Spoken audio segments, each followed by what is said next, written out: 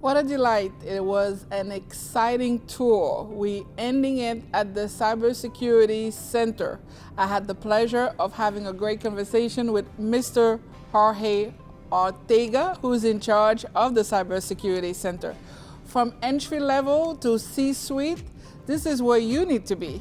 If you want to understand about cybersecurity threats, if you have a business, if you are just an entrepreneur with a website, I would encourage you to go visit mdc.edu/cybersecurity.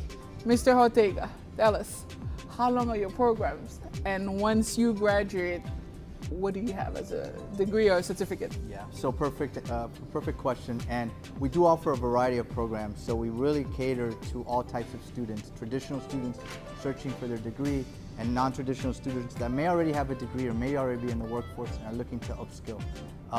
For our degree-seeking students, we do offer multiple pathways. So there's a 1-year college credit certificate, there is a 2-year associate in science of cybersecurity, and there's a 4-year bachelor in science in cybersecurity. So there are multiple pathways, and they are stackable. So once you complete one, you can continue to the second one if you so desire. We also have articulation agreements with other institutions if you want to continue towards your master's. So there is definitely pathways along that line.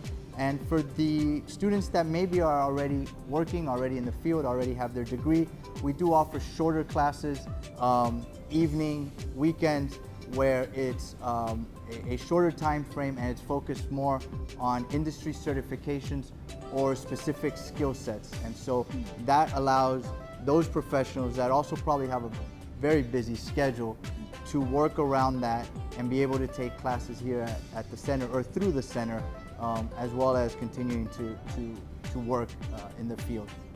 Mr. Ortega, thank you so much for having me here.